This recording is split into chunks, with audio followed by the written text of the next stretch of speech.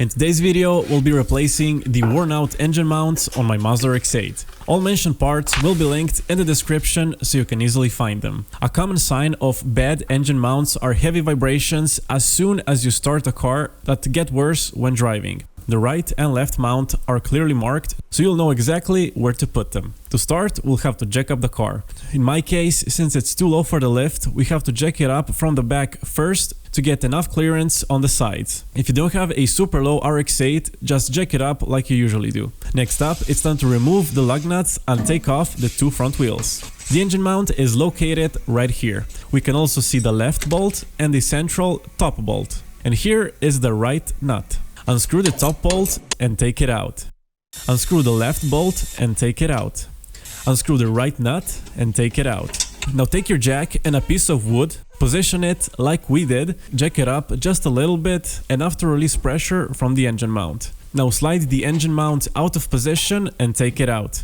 Be extremely careful on this step, make sure the jack is holding the engine up securely. And this here is the engine mount that collapsed when we installed the new header. Next up, take your new right engine mount, slide it in place with a sticker facing towards you.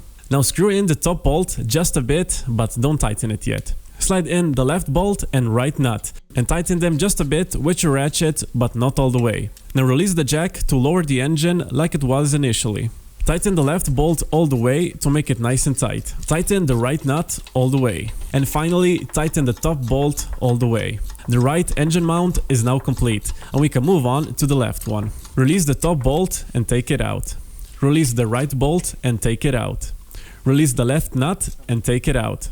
Take your jack with a block of wood, position it under the oil pan just like we did, and jack up the engine just a little bit. Slide out the old engine mount. This one is in pretty good shape, but still old.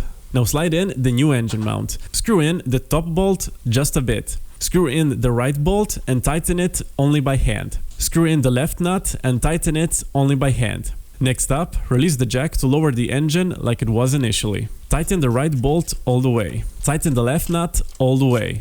Tighten the top bolt all the way. Make sure that the engine's bracket lays inside the four dots, not on them. This is extremely important.